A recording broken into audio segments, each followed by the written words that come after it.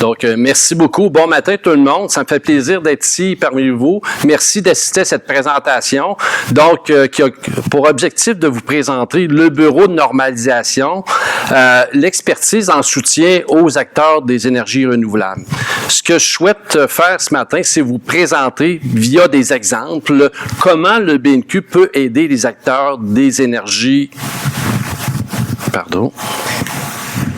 Ce que je souhaite faire ce matin, c'est vous présenter des exemples qui permettront de vous montrer comment le BNQ peut vous aider, donc à titre d'acteur d'énergie renouvelable. Donc, c'est ce que je souhaite faire ce matin. Dans un premier temps, je voulais vous donner quelques informations générales concernant le BNQ. Donc, d'abord, le BNQ, c'est un organisme qui est paragouvernemental. Donc, au sein du gouvernement du Québec, c'est une organisation qui est au sein du Centre de recherche industrielle du Québec, donc le CRIC.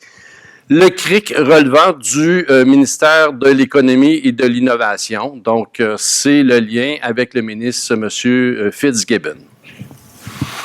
Ensuite, notre mission au BNQ, donc deux segments à notre mission. Donc, un premier segment qui concerne l'aspect de contribution à l'essor économique et social du Québec par vraiment amener un aspect de concertation et concertation par les acteurs les différents acteurs de tout et toutes les parties intéressées d'un secteur donné. Donc, on parle des milieux d'affaires, on parle des milieux industriels, les milieux sociaux et gouvernementaux, et afin d'apporter des solutions à leurs besoins par le développement de normes et de programmes de certification. Le deuxième segment de notre mission, c'est vraiment d'apporter, c'est tout le volet de compétences de l'organisation et bien sûr du personnel qui y travaille. Donc, toutes nos façons de faire sont basées sur des méthodes internationales, c'est-à-dire que nous-mêmes, on doit respecter des critères de différentes normes, que ce soit pour faire de l'élaboration de normes, que ce soit pour faire de la certification de produits ou faire de la certification d'entreprise. Donc, c'est le deuxième segment, et tout ça dans un contexte pour que tout ce que nous, on va mettre en évidence, c'est-à-dire que si on établit une norme consensuelle, si on certifie des produits d'une entreprise, si on certifie une organisation, à ce moment-là, il y a une possibilité de reconnaissance parce que c'est fait par une organisation qui est accréditée pour faire ces différents travaux. Pour vous situer dans l'échiquier de la normalisation au niveau international, là, le schéma vous présente rapidement ce que nous avons dans l'échiquier. Donc, à la tête, l'Organisation internationale de normalisation, le ISO, ou avec son pendant du côté, avec la Commission électrotechnique internationale. Donc, ce sont des pays qui sont membres de l'ISO. Donc, il y a environ 160 membres qui varient grosso modo de mois en mois. Et sur la deuxième ligne en vert, vous avez un exemple de pays qui sont membres de l'ISO. Et avec le Canada, qui est représenté par une organisation fédérale qui est le Conseil canadien des normes, donc le CCN, qui lui accrédite des organisations pour faire les différents travaux dont je vous parlais il y a quelques instants. Et la ligne du bas, juste pour vous dire, en fait, au niveau des États-Unis, avec l'ANSI, il y a environ 350 membres. Il y a vraiment un grand nombre d'organisations. Alors qu'au Canada, si on regarde la ligne du bas, vous présente les 11 organisations qui sont accréditées pour faire de l'élaboration de normes. Donc, ça vous situe. Les organismes qui sont dans des encadrés rouges, ce sont des organismes qui sont du côté des États-Unis, mais qui sont accrédités pour faire des normes aussi au Canada. Les organisations en jaune, ce sont des organisations qui sont du côté canadien. On voit le BNQ. Donc, vous pouvez voir parmi des joueurs, peut-être sur des noms d'organisations que vous reconnaissez un petit peu plus avec certains, donc pour avoir des repères. C'est important pour moi ce matin de vous présenter c'est quoi le BNQ. Donc, on travaille parmi toutes ces organisations-là qui sont de taille, de toutes sortes de nature, et qui travaillent dans différents domaines également de toutes sortes de nature. Donc, ça vous situe donc le bureau de normalisation. Maintenant, nos services, quatre grandes thématiques au niveau des services. Donc, d'abord, le volet élaboration de normes et services connexes. C'est sûr que nous avons des expertises pour développer des normes consensuelles et j'y reviens dans quelques instants pour vous présenter avec un exemple qu'est-ce que nous sommes en mesure de réaliser avec les acteurs des différents secteurs. Une fois que nous avons des normes, il est possible après ça de faire de ce qu'on appelle de la certification, c'est-à-dire de la vérification de conformité. Une fois qu'on a des critères qui sont établis dans une norme, est-ce que, par exemple, un produit respecte les exigences d'une norme? Est-ce qu'une entreprise respecte les critères d'une norme de système de management, par exemple au niveau de l'environnement, ISO 14001? Donc, c'est ce qu'on appelle, nous, la certification de produits, de services et de systèmes de gestion.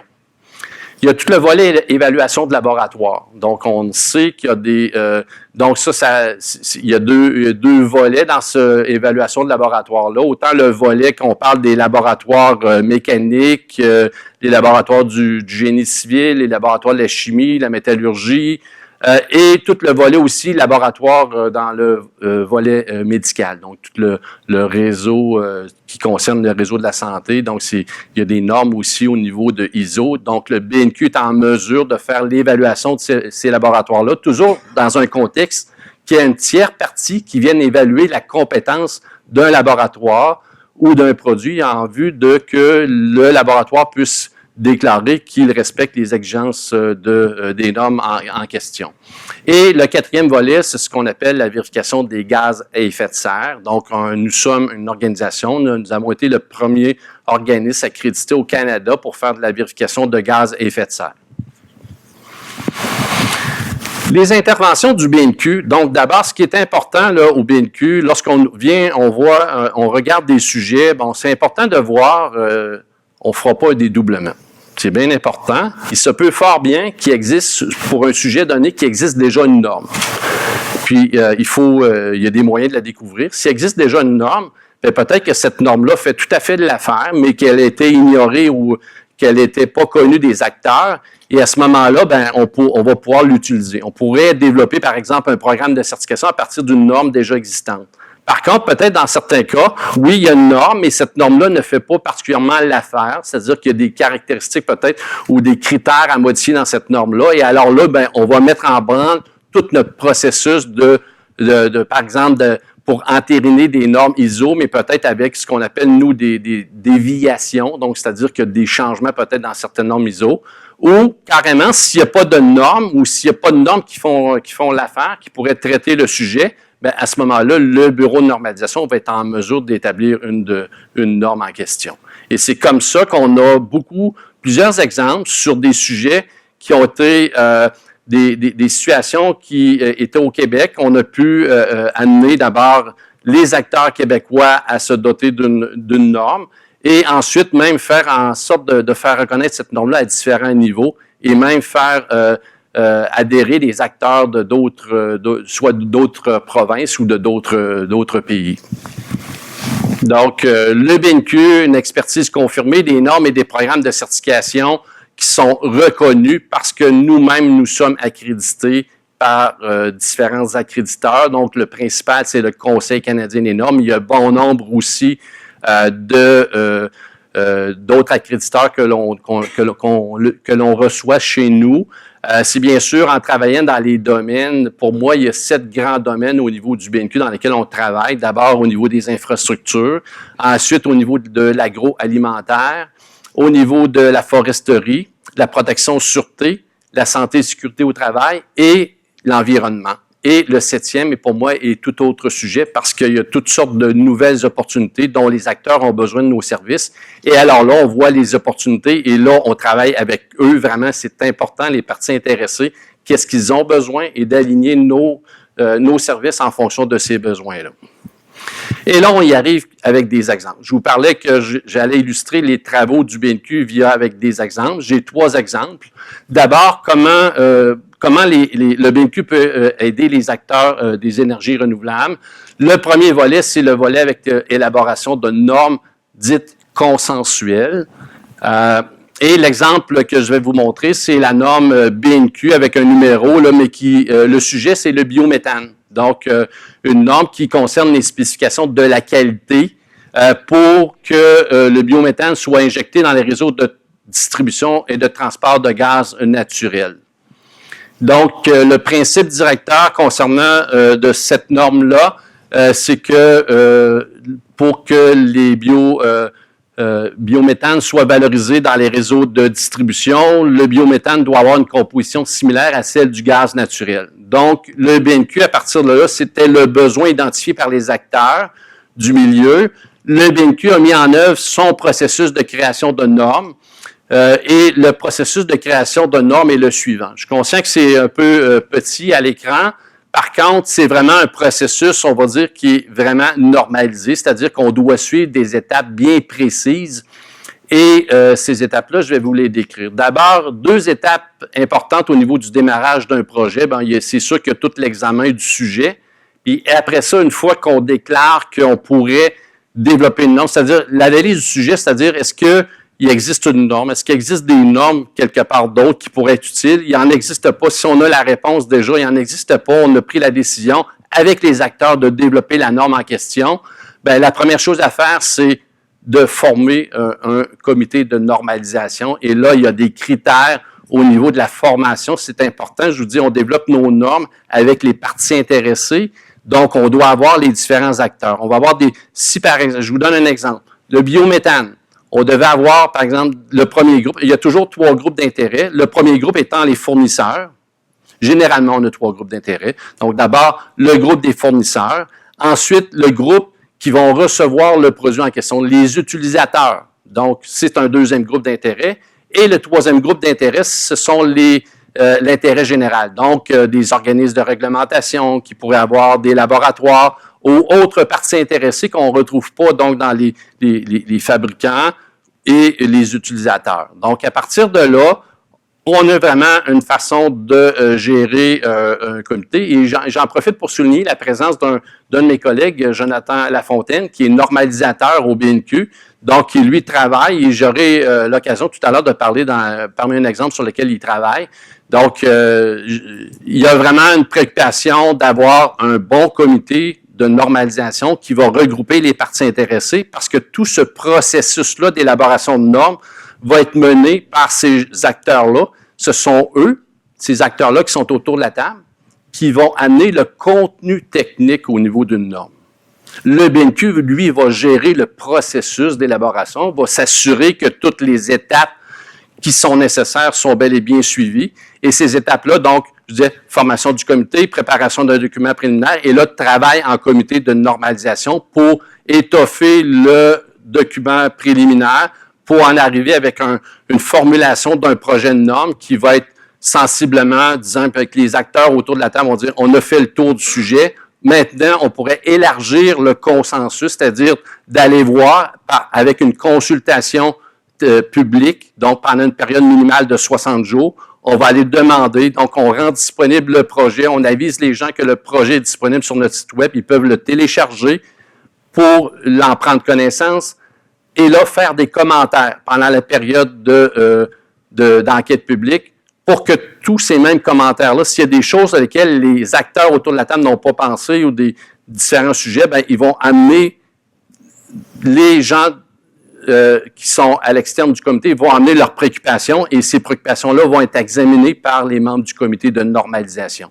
Donc, vraiment, ensuite, donc une étape importante, tout l'examen des commentaires reçus à l'enquête publique et en but d'améliorer le document, de peut-être voir des choses, peut-être qu'il y a des choses qui sont signalées par les acteurs qui ont déjà été discutées.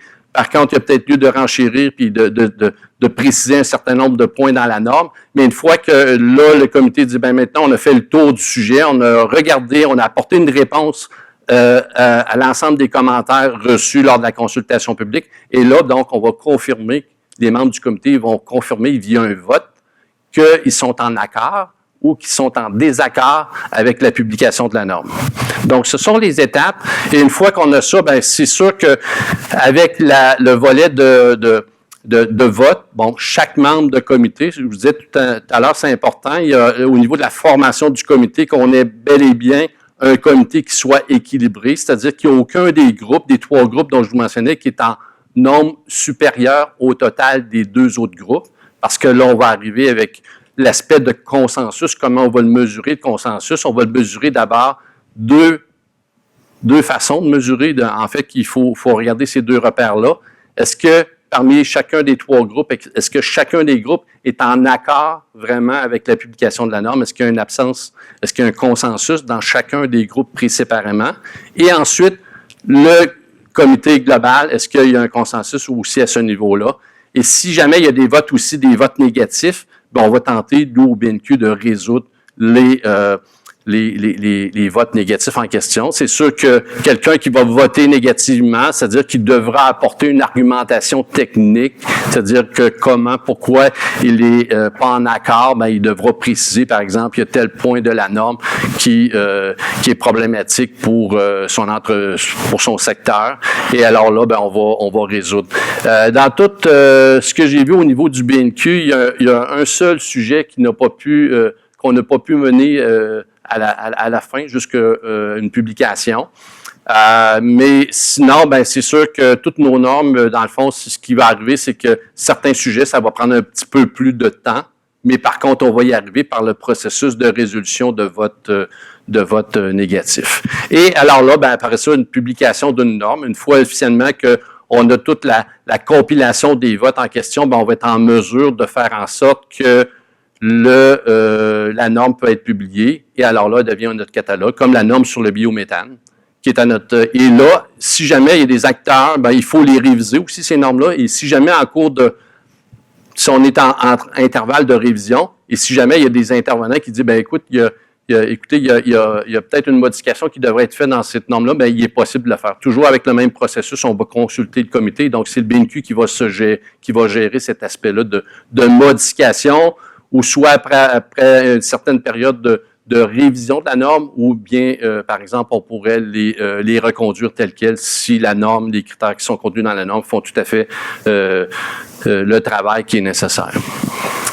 Donc, je reviens avec des diapos qui représentent plus l'aspect sur schéma, les aspects du comité de normalisation, donc des critères sur la représentativité. C'est important d'aller chercher des membres de comité qui reflètent et que le comité reflète ce qu'on voit au niveau du terrain, qui est la notion d'équilibre, c'est-à-dire que je reviens sur le critère que les fournisseurs, utilisateurs et intérêt général, on a vraiment un équilibre de ce côté-là, qu'il y a une transparence au niveau des travaux, parce que c'est connu, là, c'est-à-dire que les travaux qui sont faits par des comités sont l'aspect public, donc il y a un aspect de transparence, un aspect d'impartialité. Le BNQ se doit de gérer adéquatement toutes les normes qu'il travaille avec ses comités et toute la gestion des consensus.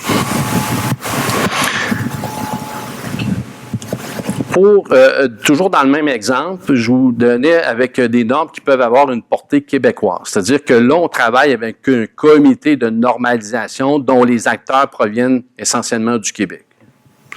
Donc, je reviens avec la norme sur les biométhanes.